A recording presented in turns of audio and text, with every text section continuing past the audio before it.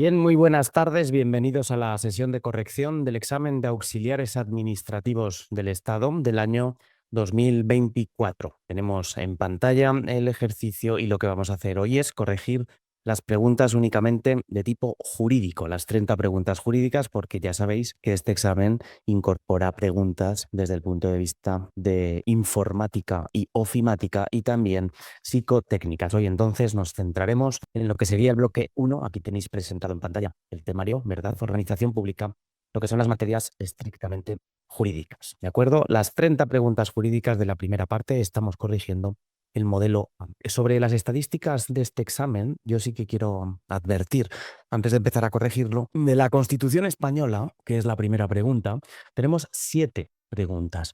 De la Ley 40-2015, que la presento ahora en pantalla, tenemos otras 5. Y de la Ley 39-2015 tenemos otras 3. Esto quiere decir que la suma de estas 3 normas equivale al 50% del examen en la parte jurídica. Insisto, son 15, serían 15 de las 30 preguntas jurídicas. Controlando únicamente estas 3 normas, ya tendríamos la mitad de la nota posible alcanzada. A partir de aquí, el resto de materias, pues ley del gobierno también tiene 2 preguntas, ley general presupuestaria, otras 2 preguntas. En materia de personal hay otras 5, pero es engañoso porque solo 2 son del TREBET, otras 3 se refieren a órdenes y disposiciones distintas. Y luego materias que serían, bueno, de las del estilo de cherry picking que han ido cogiendo, pues de la ley de transparencia, que es la pregunta número 8. Del cuarto plan de gobierno abierto tenemos otra pregunta, que es la pregunta número 9. De la Unión Europea tenemos otra, que es la 14. De la ley de dependencia tenemos una y además la impugnaron y la anularon, que es la 23, por lo que luego diré. Y en materia de igualdad tenemos también una que es la 26, la pregunta número 26, alguna más puntual como la ley de LGTBI y cuestiones de este estilo, como digo, muy puntuales. ¿De acuerdo? Bueno, pues esto en cuanto a las estadísticas de la materia jurídica. Repito, es importante entender que con la Constitución, la Ley 39 y la Ley 40 se tiene el examen a la mitad. Si le sumamos la Ley del Gobierno, presupuestos y personal, pues básicamente ya tienes las 30 preguntas hechas, más allá, como digo, de alguna cuestión más puntual, como la igualdad, la dependencia y cuestiones de este estilo. ¿De acuerdo? Estos temas, insisto, los tenéis aquí. Ya sabéis que los exámenes los podéis sacar en la página web del INAP, están a vuestra disposición, tanto el cuestionario como la plantilla, ¿de acuerdo? La plantilla de la corrección. Bien, pues sin más dilación vamos ahora a abordar una por una las preguntas de este examen de auxiliar administrativo del Estado 2024. Pregunta número 1. Según el artículo 27 de la Constitución Española de 1978, la enseñanza básica es, y nos dice, obligatoria y gratuita, voluntaria y gratuita, obligatoria y de pago, voluntaria y de pago. Bueno, aquí lo que podemos hacer, más allá de todo lo que se pueda decir, ¿verdad?, es ir directamente al texto constitucional. Lo vamos a abrir en la misma pantalla para compartirla, al artículo 27, que efectivamente es el precepto que nos da la respuesta. Vamos a ver que, de acuerdo con el apartado cuarto, la enseñanza básica en España es obligatoria y gratuita. Esto es justo lo que nos pregunta el enunciado de la pregunta 1. Por tanto, la respuesta correcta, obligatoria y gratuita, sería la letra A. ¿De acuerdo? Bien, ¿qué podemos decir de este artículo? Primero, hay una, digamos, necesidad de diferenciar entre la enseñanza básica y la enseñanza obligatoria. Es importante entender que cuando se nos pregunta por enseñanza básica estamos hablando de lo que sería la primaria, la ESO, el bachillerato, por ejemplo, no es enseñanza básica. Por consiguiente, no toda enseñanza es básica, no toda enseñanza, por supuesto, es gratuita. De hecho, el artículo 27 de la Constitución no habla de educación gratuita, sino de enseñanza básica gratuita. ¿Acaso el matiz sea importante? Este artículo tiene su interés en la medida en que se encuentra situado en un título que es el primero dentro de la sección protegida de los derechos fundamentales, en particular dentro del título primero, en el capítulo segundo, en la sección primera. Aquí lo tenéis. Ya sabéis que en las clases explicamos que hay 3 tipos de derechos: los fundamentales, los derechos a secas o derechos de los ciudadanos, ¿verdad?, y los principios rectores. Bueno, pues este 27 estaría incardinado en la parte blindada de la Constitución, que, como veis, acaba en el 29. Artículo 27 es a la sazón un derecho fundamental. Quiere esto decir que si es un derecho fundamental, el artículo 27 habría que ponerlo en directa conexión, en directa relación con el artículo 53. ¿Por qué? Porque es el precepto que disciplina las formas, las maneras, los modos de protección de los derechos fundamentales. Entre otras cuestiones, pues están protegidos por el recurso de amparo, sin ir más lejos, que otro tipo de derechos no tienen acceso a este procedimiento conflictual ante el Tribunal Constitucional. Artículo 53.2, por tanto, otra materia pues, de necesaria puesta en conexión sin perjuicio después de las competencias que, como bien sabéis, las encontramos en los artículos 148, en este caso nada, y 149. Desde el punto de vista de la educación me interesa la base 30, regulación de las condiciones de obtención, expedición y homologación de títulos académicos y profesionales y normas básicas para el desarrollo del artículo 27 de la Constitución. Ahí tenéis, por tanto, en esta base 30, trigésima,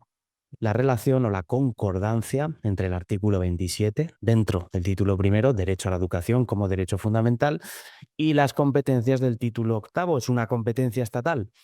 La educación es una competencia estatal, pero que desde los años 90 se ejerce por las comunidades autónomas. Esto me lo preguntáis mucho. Hago aquí una pequeña nota al pie. La transferencia de competencias educativas a las comunidades autónomas fue en los años 90 en España. Esto fue un gran pacto político y en el año 92, a través de una ley orgánica que fue la Ley Orgánica 9/1992. Esta ley lo que hizo fue, ley orgánica, permitir traspasar la gestión de la educación universitaria a las comunidades autónomas de las llamadas de vía lenta. Y este proceso fue un proceso porque empezó en el año 92, culminó en el año 2000, ¿de acuerdo? Y entonces acabó con el antiguo modelo centralizado del entonces MEC, el Ministerio de Educación y Ciencia, ¿de acuerdo? La ley orgánica, por tanto, 992, ese pacto político del 92, que permitió el traspaso de 32 nuevas competencias, entre otras, incluyendo la gestión educativa a las comunidades autónomas, terminando con la gestión directa del antiguo MEC, el Ministerio de Educación y Ciencia, en aquellas autonomías que eran las de vía lenta, porque aún no tenían asumidas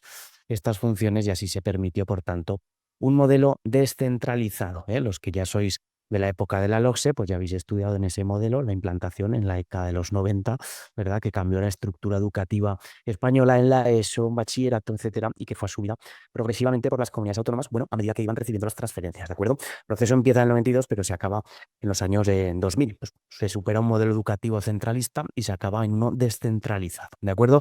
Si tenéis alguna curiosidad en materia educativa, que acaso alguno la pueda tener, la ley a la que me estoy refiriendo todo el rato es esta, la Ley Orgánica 9/1992 de 23 de diciembre de transferencia de competencias a las comunidades autónomas que accedieron a autonomía por la vía del 143, es decir, a las autonomías o las comunidades autónomas de las llamadas vía lenta, ¿de acuerdo? Bueno, pues volviendo al artículo 27, que es donde estábamos para responder a la pregunta, este artículo reconoce el derecho a la educación, a la libertad de enseñanza, cuyo desarrollo entonces es competencia exclusiva del Estado, según la base que acabamos de ver, según el 149.130, al amparo del cual, por cierto, se han ido dictando todas las sucesivas leyes educativas en España, la ley del año 1980, la del 85, la LOGSE en el 90, que es la que os estaba comentando, la del 95, la del año 2002, formación profesional en el año 2002, la LOE del 2006, la LOMCE del 2013 y a lo último la llamada LOMLOE del 2020, que sería la última, como digo, de esta inaudita y larga serie histórica que arranca en España y entre nosotros en los años 80, ¿de acuerdo? ¿Por qué es una ley orgánica la que regula la educación? Necesariamente, pues porque es un derecho fundamental, ¿de acuerdo? Actualmente tenemos la LOMLOE, Ley Orgánica 3/2020, que modifica la LOE, ¿de acuerdo? Y desde el punto de vista del instrumento, pues es necesaria una ley orgánica porque es un derecho fundamental. Y si os acordáis, el artículo 81 de la Constitución justamente exige leyes orgánicas para el desarrollo de los derechos fundamentales. Si acabamos de concluir que la educación es un derecho fundamental, justo y coherente será concluir también que la educación debe desarrollarse por ley orgánica, ¿de acuerdo? Bueno, pues esto es lo que dice la Constitución y con esto hemos podido responder a la primera pregunta. La enseñanza básica en España es obligatoria y gratuita, pero no toda la educación, solo la básica, no por tanto la no por tanto la universitaria. Algunos dicen, queremos una educación pública, gratuita, laica y de calidad. Y yo siempre digo, con discoteca. Pues no, lo que garantiza la Constitución única y exclusivamente es la, uno, obligatoriedad y dos, gratuidad, pero de la enseñanza básica, nada más. ¿De acuerdo? Bien, pues con esto podemos pasar a la, si queréis, tenéis curiosidad, podéis mirar los distintos niveles: educación infantil, primer ciclo, segundo ciclo, hasta los 6 años, educación primaria, primer ciclo, segundo ciclo, tercer ciclo, que sería hasta los 12 años más o menos, y luego educación secundaria obligatoria, primer ciclo, segundo ciclo, de los 13 a los 16. Ahí acabaría la enseñanza obligatoria, ¿de acuerdo? Luego ya nos vendrían los ciclos formativos de grado medio por un lado, el bachillerato por el otro, paralelamente los programas de garantía social y hacia arriba la selectividad o bien ciclos formativos de grado superior o carreras que luego tienen los propios, digamos, ciclos también, universidad, máster, posgrado, etcétera, y luego todo lo relativo al mundo laboral, ¿de acuerdo? Bueno, pues con esto en bizcocho, la pregunta 1 ya quedó suficientemente desarrollada, así que vamos a ir avanzando. Pregunta número 2. Conforme a lo previsto en la Constitución Española de 1978, ¿qué mayoría se exige en el procedimiento de reforma constitucional contemplado en el artículo 167.1? Bien, aquí vamos a ir directamente al artículo 167 para poder soportar la respuesta en el tenor literal de la norma. Nos ubicamos a nivel sistemático en el título décimo, por tanto, décimo último de la Constitución Española. Este título que aborda la reforma constitucional son, si os fijáis, los 4 últimos artículos de toda la Constitución. Lo que nos viene a decir este título es que hay 2 formas de reformar la Constitución. Una forma, digamos, más o menos ligera, que la llamaremos por eso ordinaria, y una forma más pesada, más latosa, que la llamaremos, digamos, la vía especial. 167, vía ordinaria; 168, procedimiento especial o agravado. Procedimiento general u ordinario, procedimiento especial o agravado. Evidentemente, como la pregunta es ¿qué mayoría se exige en el 167? Lo que nos están diciendo justamente es en el procedimiento no especial, es decir, en el procedimiento ordinario. Aquí tenemos la mayoría de 3/5 en cada una de las cámaras, que es justamente lo que nos dice el artículo 167. ¿De acuerdo? Los proyectos de reforma aprobados por una mayoría de 3/5. Esto, cuando hablamos de la reforma constitucional en el curso, si recordáis, tenemos como las 2 vías. Una primera vía de reforma constitucional que sería una especie de reforma parcial. Cuando se ha tenido que reformar la Constitución en España, y lo hemos hecho ya unas cuantas veces, en concreto 3, a fecha 2024, es reformas 1992, 2011, 2024, más las que puedan venir en el futuro. Cuando se ha tenido que reformar la Constitución, se ha reformado a través del 167. ¿Por qué? Porque el procedimiento general u ordinario de reforma de la Constitución es una suerte de reforma puntual, parcial, que no afecta a las zonas principales del texto fundamental, a las zonas fundamentales del texto constitucional. Y estos procedimientos estos procedimientos de reforma siguen un íter formal que no es excesivamente latoso, ¿de acuerdo? Se aprueba por 3/5 de cada cámara. Si no hay acuerdo, pues hay una comisión, y en último término podría bastar la mayoría absoluta en el Senado y 2/3 del Congreso. Por tanto, es un procedimiento.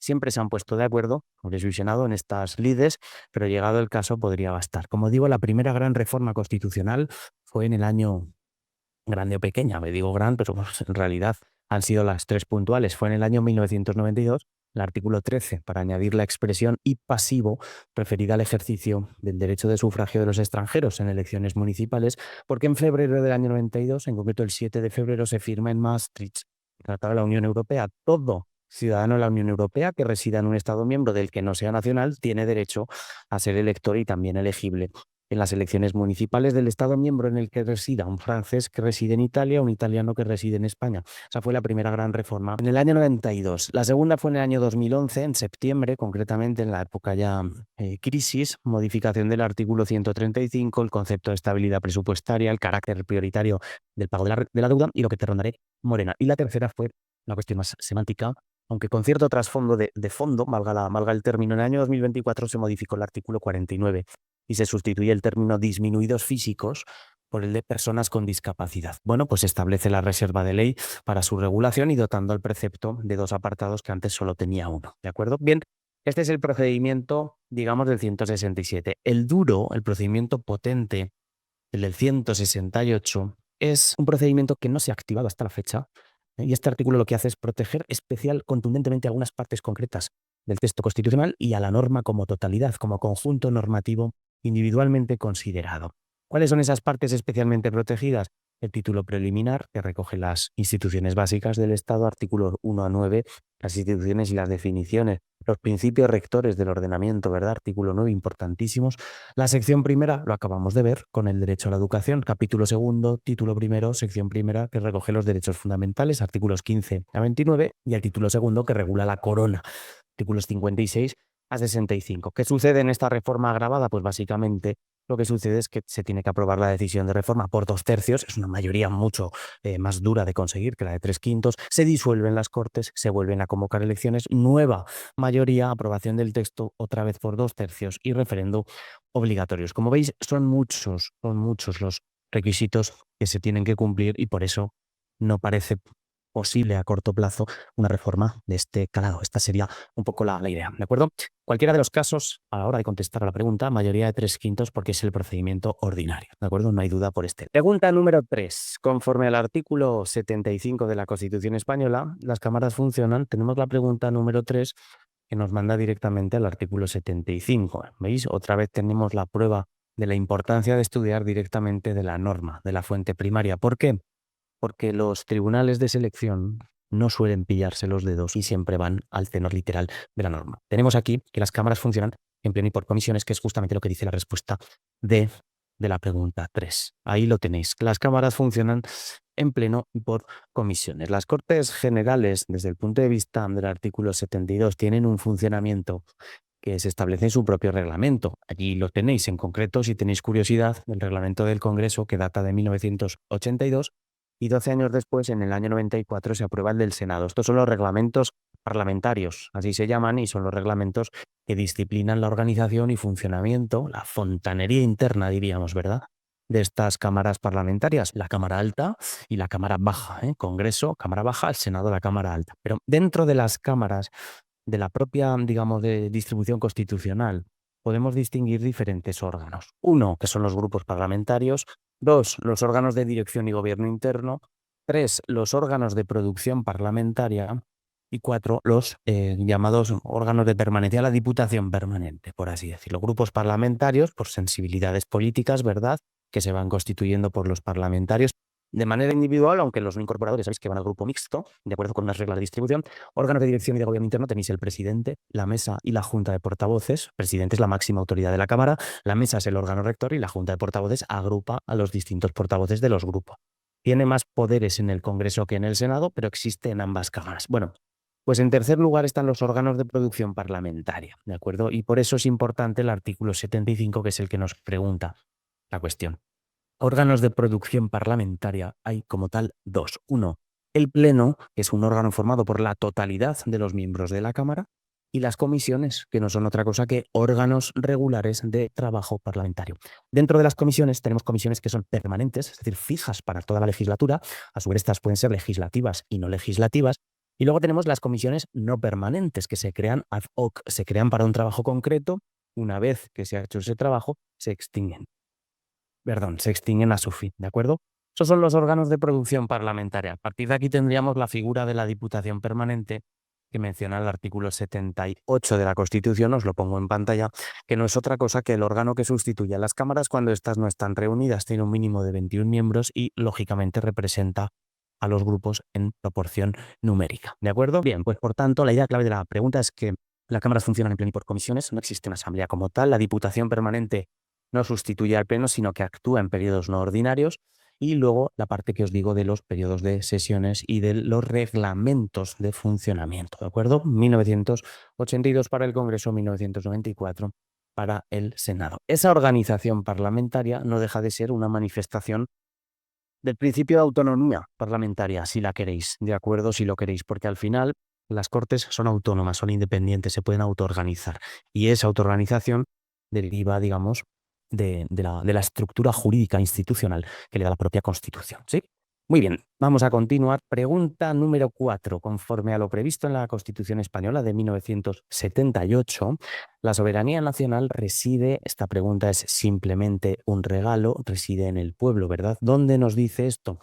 Podemos ir, el tema de la soberanía es un tema muy interesante, podemos irnos directamente a la pregunta número 1, a la pregunta no, al artículo número 1, para contestar. La soberanía nacional reside en el pueblo español del que emanan los poderes del Estado. Por tanto, diríamos que la pregunta 4 directamente es la C, la correcta. ¿Por qué digo que esto es interesante? No nos dice el artículo en la pregunta, fijaos bien, nos dice conforme a lo previsto. Ya veis que a veces es conforme al artículo 70 y según el artículo, aquí no, aquí es conforme a lo previsto en la Constitución. Esto quiere decir que nosotros tenemos que saber previamente dónde se dice.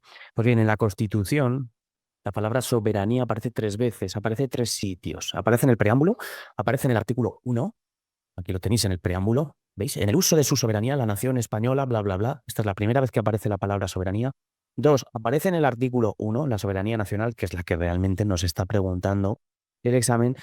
Y 8, Fuerzas Armadas, porque la misión principal, la misión constitucional de las Fuerzas Armadas, no penséis que es ir a quitar barro cuando hay un desastre meteorológico y a dar caramelos a los niños. La función principal es la garantía de la soberanía e independencia de España y la defensa de la integridad territorial. Esto no lo digo yo, lo dice el artículo 8, tanto del título preliminar.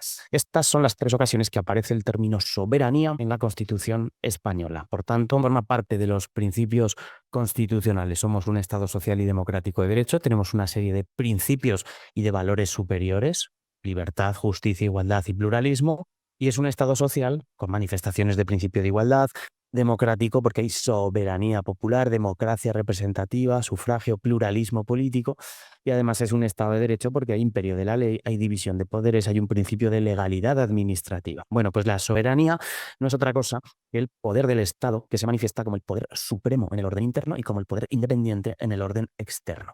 Tanto en un orden como en otro, tanto en el orden interno como externo, la soberanía es el poder de la nación, que es la potestad de decisión última y efectiva. Por eso la soberanía nacional se identifica con la soberanía popular. Aquí un pequeño truco para el examen. Soberanía podría haber sido popular, ha sido nacional. Hubo cierta discusión a la hora de redactar el artículo 1. Había partidarios de expresar soberanía popular de pueblo y otros que eran partidarios de soberanía nacional. Da igual, al final no da igual, en el test te lo tienes que saber, soberanía nacional.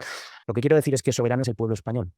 La soberanía nacional, es decir, la de la nación, reside en el pueblo. Por tanto, serían términos sinónimos. Soberanía nacional igual a soberanía popular. Soberano es el pueblo español, por lo que la titularidad de la ciudadanía se divide entre todos los ciudadanos a los que, por ejemplo, se convoca para decisiones trascendentales, todas aquellas que implican el ejercicio de soberanía, sin ir más lejos, el referendo, ¿de acuerdo? Tanto, esto está muy relacionado con los llamados elementos constitutivos del Estado, que se estudian en ciencia política, el territorio, la población y la organización política del poder. Los elementos del Estado para que pueda existir un Estado son el territorio, la población y la organización política del poder. El territorio es el marco espacial dentro del cual se ejerce el poder del Estado. Además, ofrece base para el asiento de la nación y permite la defensa. La población, que son el conjunto de ciudadanos libres de la civitas o de la polis, ¿verdad? Obviamente hay que distinguir población de pueblo, porque población es una categoría sociológica, estadística, es el conjunto de habitantes, y pueblo ya sería una categoría un poquito más allá, una categoría jurídico-política, que significa la unidad de esos habitantes en tanto que elemento del Estado. Y luego tendríamos la organización política del poder, el poder, la capacidad de decisión, de influencia, fuerza y autoridad, ¿de acuerdo? Bueno, pues la soberanía justamente es ese poder del Estado que se manifiesta como supremo en el orden interno y como independiente en el orden externo, ¿de acuerdo? Esta sería la idea de la soberanía, ¿de acuerdo? Vamos a poder ahora continuar con la siguiente pregunta. Pregunta número 5. De acuerdo con el artículo 8 de la Ley del Gobierno, que es la Ley 50/1997 de 27 de noviembre, la presidencia de la Comisión General de Secretarios de Estado y Subsecretarios corresponde, la pregunta número 5, ya os digo que es la D. Podríamos tener dudas entre la A y la D porque están formuladas en unos términos equivalentes, pero al revés. Al ministro de la presidencia, en su defecto vicepresidente, o al vicepresidente, en su defecto al ministro de la presidencia. Vámonos a ir a la ley del gobierno. Y si nos vamos a la ley del gobierno, que es esta ley de 1997, y en concreto al artículo al que nos dirige, ¿verdad? Que es el artículo 8, podemos leer que regula la Comisión General de Secretarios de Estado y Subsecretarios. Aquí lo tenéis, la respuesta por eso es la D, por el apartado 2. La presidencia nos dice corresponde a un vicepresidente o en su defecto al ministro de la presidencia. Eso es justamente lo que dice la letra D. Aquí quiero destacar este apartado, el apartado 6, que se introduce en el año 2023 a cuenta de posibilitar las sesiones a distancia. Bueno, ¿qué es esto de la Comisión General de Secretarios de Estado y Subsecretarios? No tiene mucho, digamos, misterio, es un órgano bastante lógico en su existencia, es un órgano preparatorio del Consejo de Ministros, ¿de acuerdo? Lo que hace es examinar los asuntos que van a elevarse al Consejo de Ministros, revisar técnicamente los proyectos, coordinar actuación interministerial, depurar discrepancias si las hay de distintos departamentos, garantizar esa coherencia jurídica técnica en las propuestas. Es verdad que es un órgano que no es decisorio, actúa más bien como un filtro previo de los asuntos, ¿de acuerdo? Un órgano, por tanto, en síntesis de coordinación, de preparación técnica previa a las decisiones gubernamentales, ¿de acuerdo?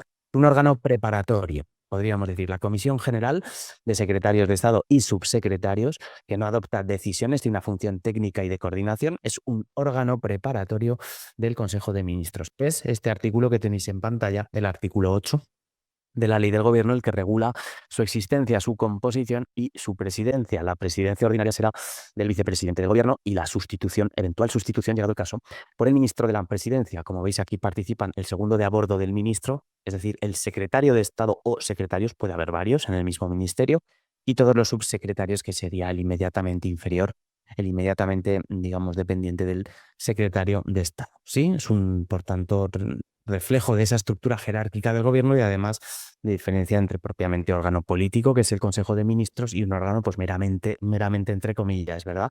Preparatorio, esto lo podéis poner en conexión, sin ir más lejos, con las funciones de dirección de la política interior que tiene el gobierno por el artículo 97. Recordad que si queréis conocer la estructura institucional, la arquitectura institucional, la composición del gobierno, tenéis que ir a las páginas web oficiales y aquí tenéis, de acuerdo, la composición gobierno, presidente, vicepresidentes, barra as, si las hay, que los hay siempre, casi siempre, ¿de acuerdo? Y si queréis ver una foto pues, de esta comisión, tenéis por ahí subidas en internet algunas que se han hecho, pues veis, aquí lo tenéis, sin ir más lejos. Félix Bolaños preside la primera sesión de la Comisión General, es decir, y aquí se reúnen. Está en la Wikipedia, sale más alta. Aquí tenéis al ministro Bolaños en su calidad de presidente y la reunión, como digo, de secretarios de Estado y subsecretarios. Bueno, pues esta foto resulta ser de la primera, pero supongo que en cada sesión pues les tirarán una foto. ¿De acuerdo? Bien, esto del órgano lo tenéis aquí, por tanto, para vuestro, digamos, desarrollo en el artículo 8 de la Ley del Gobierno. Quedaros con la idea de que es un órgano preparatorio del Consejo de Ministros. ¿Sí? Vamos a por la siguiente. Vamos a la pregunta siguiente, que es la 6. Pregunta número 6. ¿Quién nombra, conforme a lo previsto en la Constitución Española de 1978, a los miembros del Tribunal Constitucional? Bien, vamos a otra vez conforme a lo previsto. No nos dice en el artículo de la Constitución. Nosotros tenemos que ser capaces, tenemos que estar en condiciones de saber dónde está regulado el Tribunal Constitucional y sabemos que está regulado en el título 9, que a la sazón es el penúltimo título de la Constitución, justo antes de la reforma. Pues bien, aquí lo tenéis, el artículo 159. El Tribunal Constitucional se compone de 12 miembros, una docena, como los apóstoles, nombrados en este caso por el rey.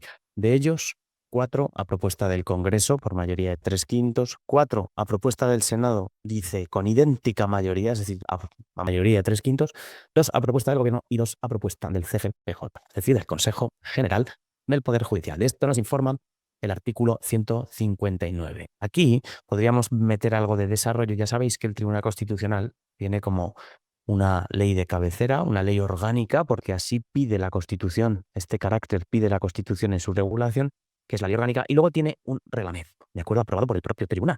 El Tribunal Constitucional tiene 3 marcos de regulación. Uno, el título 9 de la Constitución, esto sería lo principal, artículos 159 y siguientes. 2, la Ley Orgánica 2/1979 de 3 de octubre del Tribunal Constitucional, una ley cuyo carácter dispensa específicamente y exige la Constitución. Y 3, el Reglamento de Organización y Personal del Tribunal Constitucional, que se aprobó en el año 1990 por el propio Tribunal Constitucional en pleno, ¿de acuerdo? Bien, pues con estos 3 marcos de regulación, si quisiéramos insistir en la idea del nombramiento real, en la atribución real, podríamos irnos a los artículos 9 y 16 de la ley orgánica. Si vamos al artículo 9 y 16, vamos a ver cómo se propone al rey el nombramiento. Se propone al rey el nombramiento, artículo 9, artículo 9 en realidad, lo mismo en el artículo 16. Magistrados del Tribunal Constitucional, ahora dice el artículo, magistrados y magistradas del Tribunal Constitucional serán nombrados por el rey a propuesta de las cámaras, gobierno y Consejo General del Poder Judicial en los términos del 159.1 de la Constitución, precepto justamente del que venimos. ¿De acuerdo? Por consiguiente, la idea es clara. El Tribunal Constitucional se compone de 12 magistrados. El nombramiento formal corresponde al rey, pero la designación, la propuesta, que es lo verdaderamente importante, es de Congreso, Senado, Gobierno y Consejo del Poder Judicial. 4 el Congreso, 4 el Senado, ambos por mayoría de 3/5, 2 por el lado del Gobierno y 2 por el lado de los jueces. Estos magistrados, así es el nombre del cargo, magistrado del Tribunal Constitucional, tienen un mandato de 9 años y se renuevan por tercios. No son tercios, como son 12, pues son 4, ¿verdad? Son tercios cada 3 años. ¿Eh? Es un órgano, por tanto, de tipo especial, un órgano constitucional absolutamente independiente. No es un poder del Estado, tampoco forma parte, por supuesto, del Poder Judicial, sino que es un órgano constitucional situado al margen de los otros 3 poderes y que constitucionalmente está apoderado, está habilitado para fiscalizarles, para controlar. Uno de los elementos más importantes de su función, justamente, ha venido siendo el control de la constitucionalidad de las leyes. ¿De acuerdo? Las leyes se tienen que adecuar a la Constitución, pero eventualmente, en el caso de que no sea así, pues debemos disponer de mecanismos de depuración. Hay 2 modelos en el universo mundo. Uno es que no exista el Tribunal Constitucional, pues como por ejemplo en Estados Unidos, sino que haya un Tribunal Supremo. En nuestro modelo sería una sala dentro del Tribunal Supremo que llevará a control los asuntos constitucionales. Ese podría ser un modelo. Otro modelo podría ser un control absolutamente difuso, que cada juez fuera capaz de controlar la constitucionalidad de las leyes, y nosotros hemos optado en España, se ha optado por un modelo concentrado.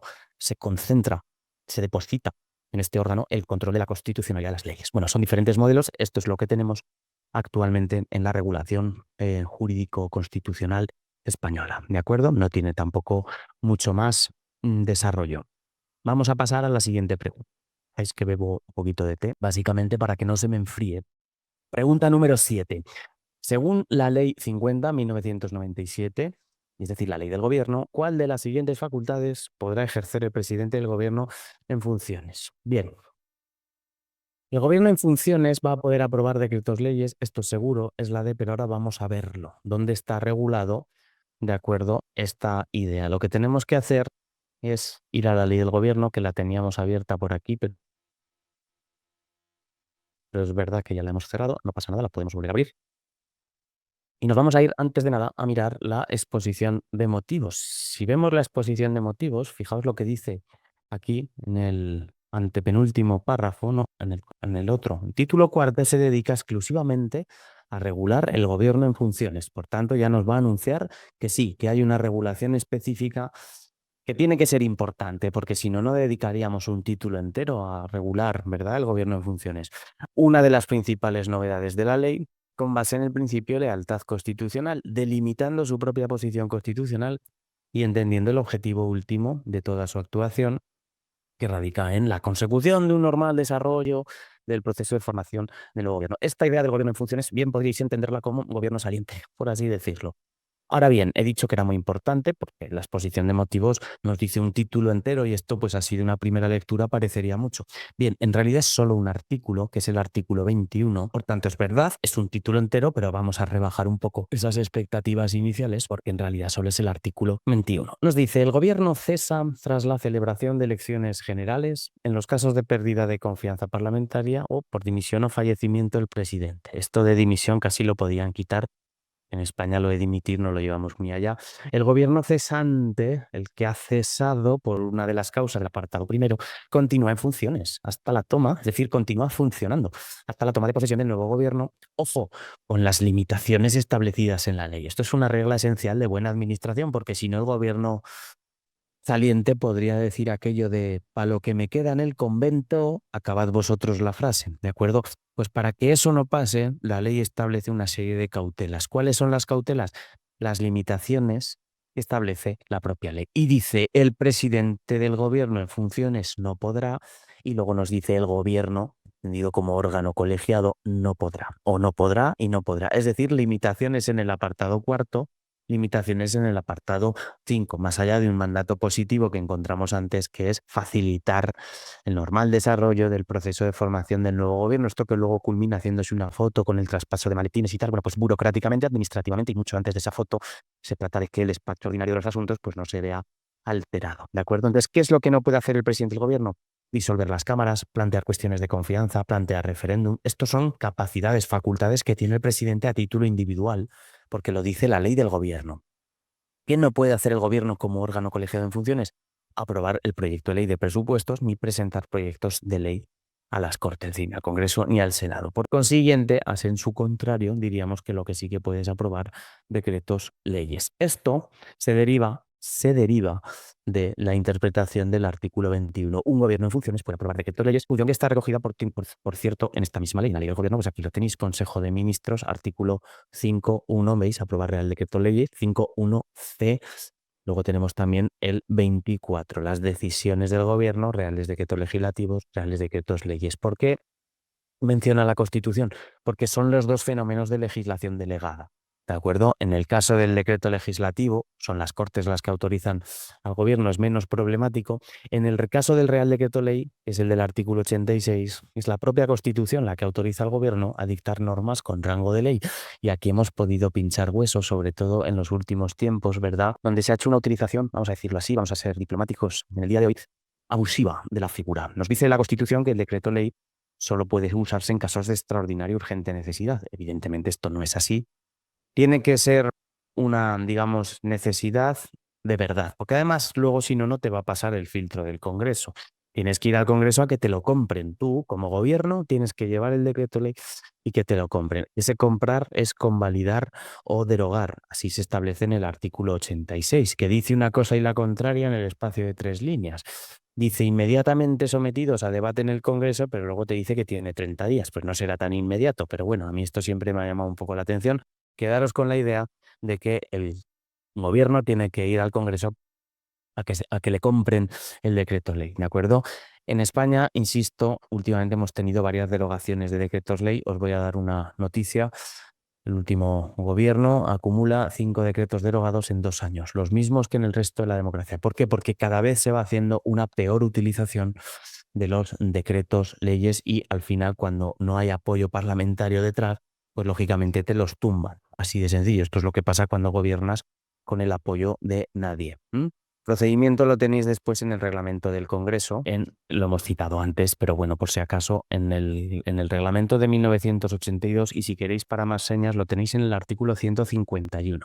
Repito, el artículo 151 del reglamento del Congreso establece todo el tema del control de disposiciones del gobierno con fuerza de ley, es decir, el debate y votación sobre la convalidación o derogación de un Real Decreto Ley, que por cierto tiene que ser a totalidad. No caben las derogaciones o convalidaciones parciales, no cabe el pasteleo, o te lo compran entero o te lo tumban entero. Esta sería la idea de los decretos, de los Reales Decretos Leyes que el gobierno tiene que llevar al Congreso. ¿De acuerdo? Muy bien, pues continuamos con la siguiente pregunta, que es la pregunta número 8. De acuerdo con el artículo 7 de la Ley 19/2013 de 9 de diciembre de Transparencia, Acceso a la Información Pública y Buen Gobierno, las administraciones públicas en el ámbito de sus competencias publicarán, dice, la siguiente información de relevancia jurídica. Bueno, pues lo que nos vamos a hacer ahora es irnos a la Ley de Transparencia y Buen Gobierno, que es una ley del año 2013, sin perjuicio de que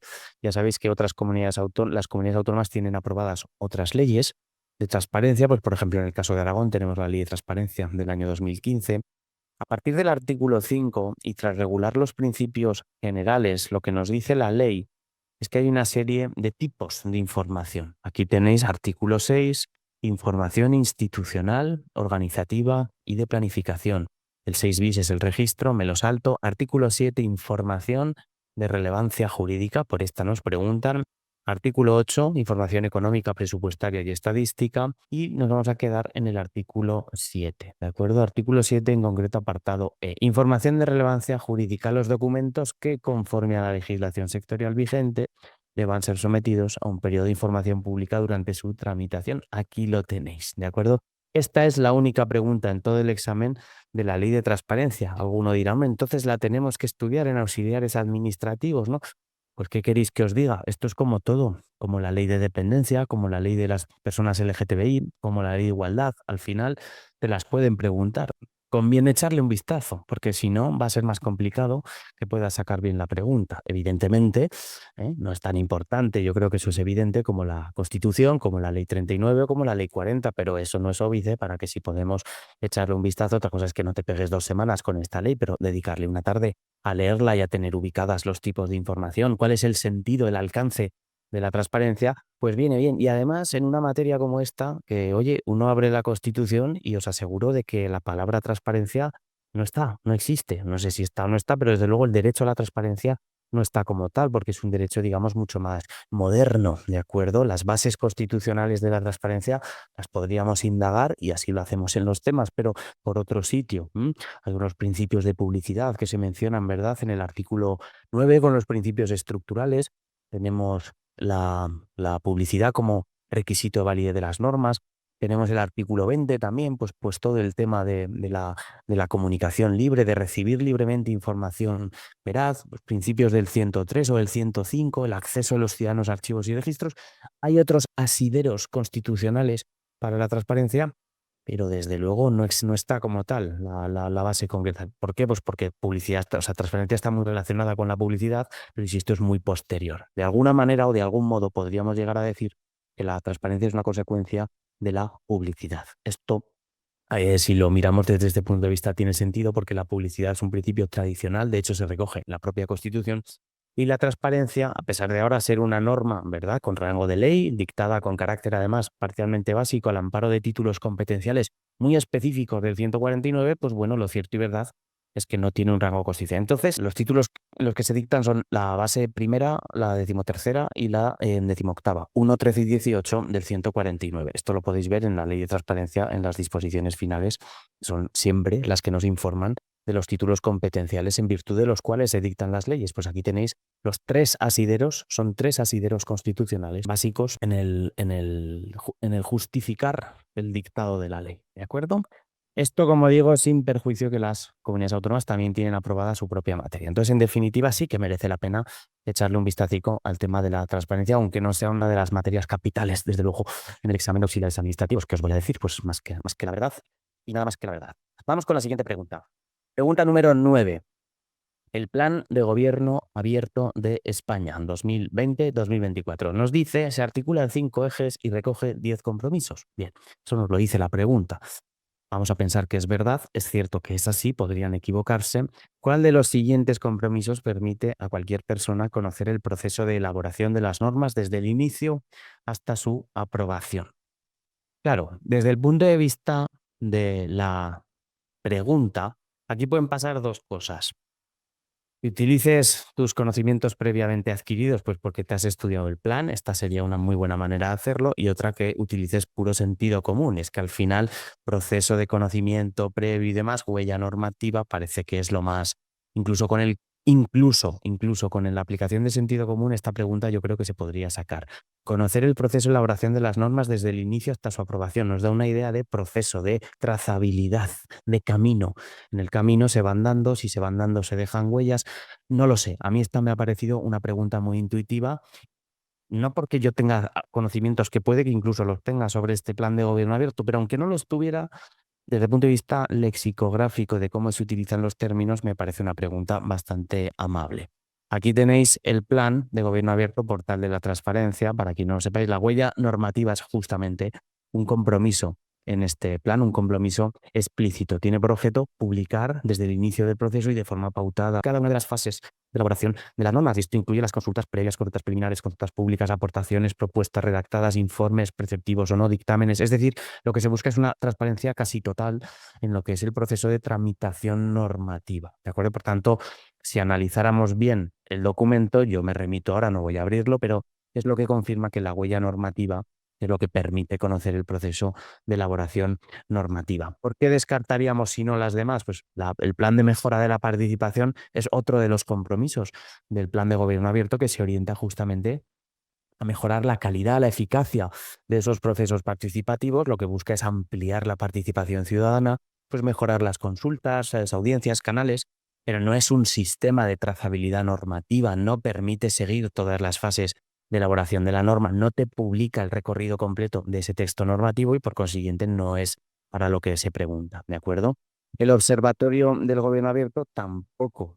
Un observatorio siempre alude a un órgano, no a procedimiento, que tendrá una función de evaluación, de supervisión, que puede existir hoy, pero mañana dejar de existir, que puede ni existir, pero no va a intervenir en el itinerario de cada norma, porque no es una herramienta, de trazabilidad normativa, por eso lo podríamos descartar. Y los sistemas preventivos de integridad pública, pues tampoco tienen una función de seguimiento normativo remota ni lejana. Por tanto, solo la huella normativa encaja y explica perfectamente lo que nos pregunta el examen en esta cuestión novena. ¿De acuerdo?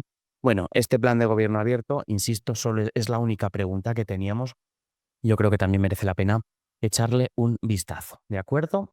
Venga, y vamos con la pregunta siguiente. Pregunta número 10. ¿Cuántos miembros del Consejo General del Poder Judicial propone el Senado conforme a la Constitución Española de 1978? Otra vez tenemos aquí una mención, pero no al artículo tal de la Constitución, sino conforme a la Constitución, al artículo que sea. Bueno, pues si nos vamos a la Ley de Leyes y en concreto al artículo 117, veremos que hay un título, ¿verdad? Es el Poder Judicial. En este título hay un concreto precepto que es el 122, que es el que me interesa a mí. La Ley Orgánica del Poder Judicial determinará la constitución, funcionamiento del gobierno. Este apartado no me interesa. El Consejo es el órgano de gobierno, el gobierno de los jueces tampoco me interesa. Y lo que me interesa es el apartado tercero del 122. Este sí vamos a leerlo. El Consejo estará integrado por el presidente del Tribunal Supremo que lo presidirá. Es decir, el presidente del Tribunal Supremo es presidente del Consejo y viceversa.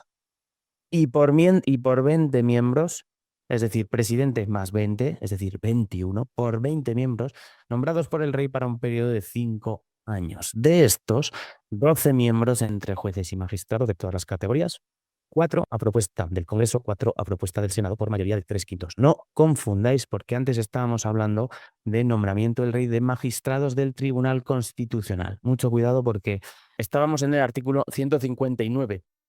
Tribunal Constitucional, y ahora estamos hablando del artículo 122, Poder Judicial. Consejo General del Poder Judicial, que es el órgano de gobierno de los jueces. Por tanto, mucho cuidado con esta idea. ¿De acuerdo? Respuesta correcta para el examen, 4. Aquí lo tenéis. La pregunta 10 es 4 porque lo dice el artículo 122 de la Constitución en el apartado tercero. El Consejo se compone por un presidente y por 20 miembros, 12 de los cuales proceden de la carrera judicial, 8 de reconocidos juristas de reconocida competencia, 15 años de ejercicio, etcétera, etcétera.